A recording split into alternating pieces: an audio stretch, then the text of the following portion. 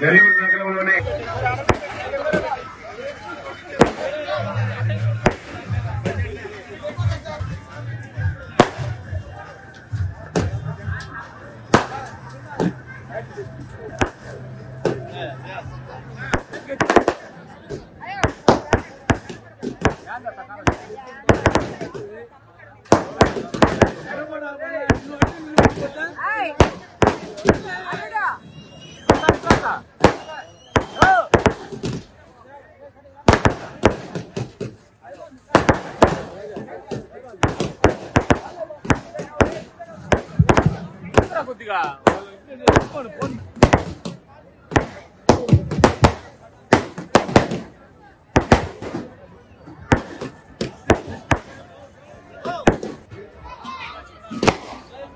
హఫీజ్ గారు, అబ్దుల్ కరీం గారు, నజీర్ గారు, ఫహీం గారు, అజీం గారు, అబ్దుల్ ఫహీం,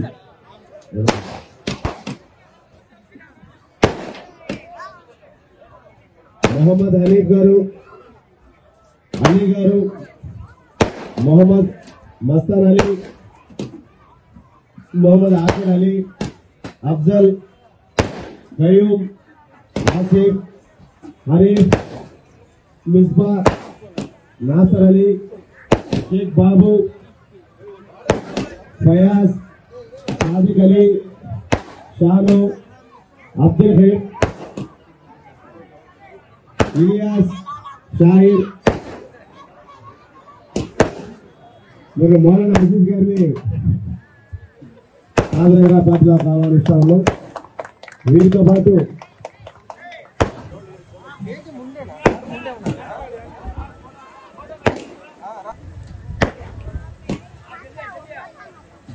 मुजीब गारी,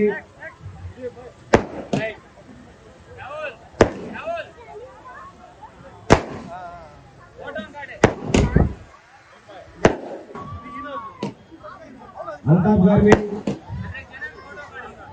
मोहिद्दीन गारी, शबीर, रफी गारी, रमतुल्ला, जानी, शबी,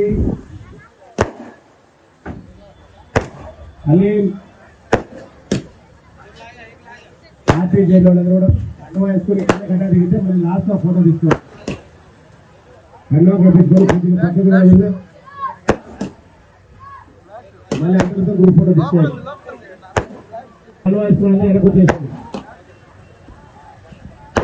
रमतुल्ला गारू, जानी गारू, शबी, हलीम, मुज्जू, रियाज, जहीर, जानवास, अशोक, सबरुद्दीन, इसके रफी, गौस बादशाह, जाकिर, शाहुल भाई मडबकर नजराल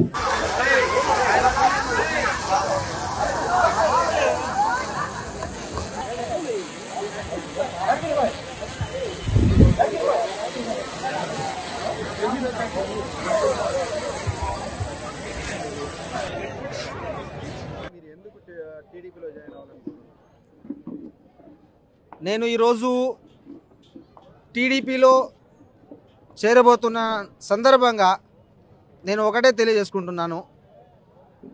వైసీపీ మైనారిటీలకు చేసింది ఏమీ లేదు.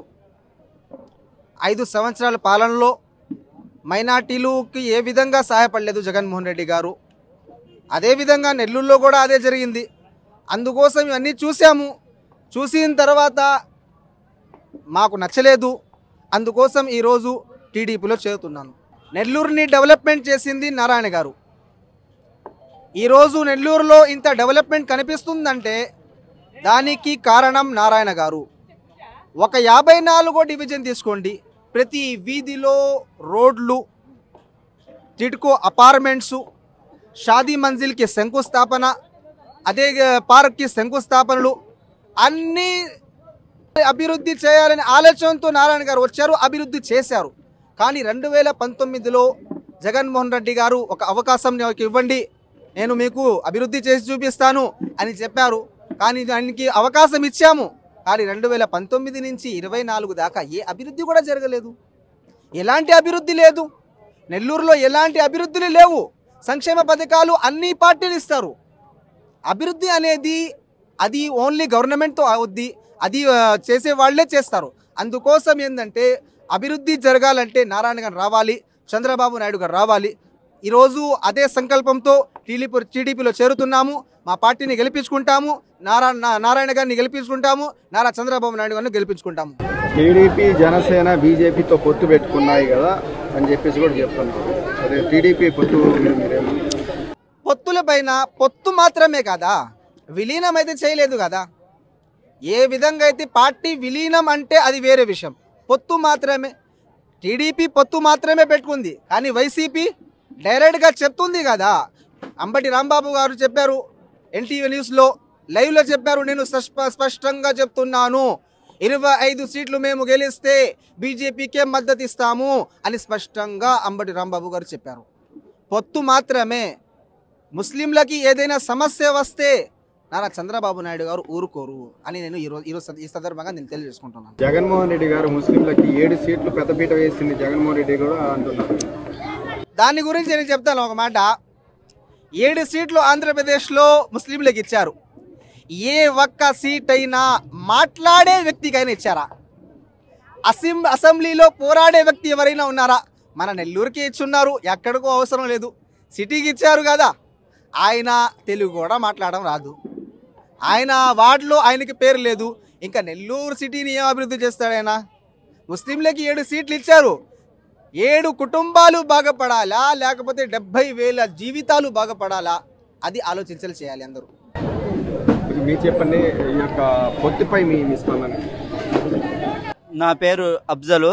2014 నుంచి 2019 వరకు బీజేపీ తెలుగుదేశం పొత్తులో పనిచేశారు. వాళ్ళిద్దరూ పనిచేశారు. ఎవరి మీదైనా ముస్లింల పైన దాడులు ఏమైనా జరిగాయా? ఎవరి మీద ఏమైనా ప్రాబ్లమ్స్ వచ్చాయా? అప్పుడు బీజేపీతో పొత్తులో ఉన్నారు. ఈరోజు నేను ఒక మాట అడుగుతాను. అబ్దుల్ సలాము ఎవరైతే నంద్యాలలో నలుగురు పట్టాల మీద వాళ్ళకి హింసిస్తే పోయి పట్టాల మీద పడి చనిపోయారు. పేర్లు కూడా రాశారు, మాకు ఇట్లా హింసించారు. ఈరోజు వైఎస్ఆర్సీపీ హయాంలో జరిగింది. మిస్బా అని పాప ఎట్లా చనిపోయింది? హింసించి చంపారు. ఈ హయాంలో అయ్యాయి. అదే 2014 నుంచి 2019 వరకు బీజేపీ పొత్తులో ఉన్నప్పుడు ఎవరి మీద అయినా ముస్లింల పైన దాడులు ఏమైనా జరిగాయా? నేను అడుగుతా ఉన్నా, మీకు సమాధానం చెప్పండి. నాకు వైఎస్ఆర్సీపీ హయాంలో ఎంతమంది మీద దాడులు జరిగాయి నేను చెప్తాను. అదేవిధంగా నెల్లూరు అభివృద్ధి మేమే చేసామని కూడా చెప్తున్నాం. అవునండి, ఏం చేశారు ఒకసారి చెప్పమని చెప్తా ఉన్నాను. ఈరోజు 50 కోట్లు ఖర్చు చేసి బాలా షహీద్ దర్గా ఎట్లా ఉండేది? నెంబర్ 1 చేశారు. నెల్లూరులో డెవలప్మెంట్ చేసింది నారాయణ గారు. 5,000 కోట్లు.